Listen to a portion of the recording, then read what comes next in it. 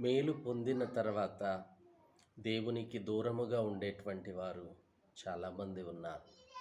కానీ ఆయన చేసిన ఉపకారములలో దేనిని మరువకుము అని భక్తుడు దావీదు పలికినట్లు మన జీవితంలో దేవుడు జరిగిస్తున్నటువంటి మేలులను బట్టి, ఉపకారములను బట్టి ఆయన సన్నిధిలో క్రమం తప్పకుండా ఆయన మేలుని తలపోయొచ్చు ఆయన సన్నిధిలో మనము నడిపించబడదాం.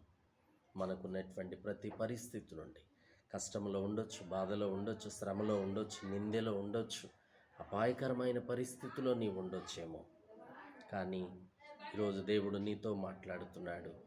మేలు చేత నిన్ను నింపేవాడు. ఆయన చేసిన ఉపకారములలో ఎన్నడూ నువ్వు మర్చిపోయే వ్యక్తివిగా ఉండొద్దు.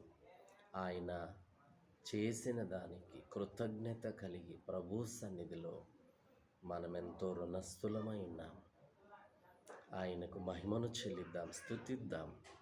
దేవా, నా బ్రతుకులో ఈ మేలును జరిగించినందుకు వందనాలని ప్రభువుని సేవించుదాం, ఆరాధించుదాం, స్తుతిద్దాం.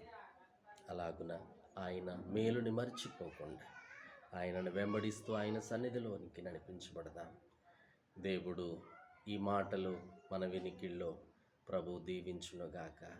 ఆమేన్. God bless you.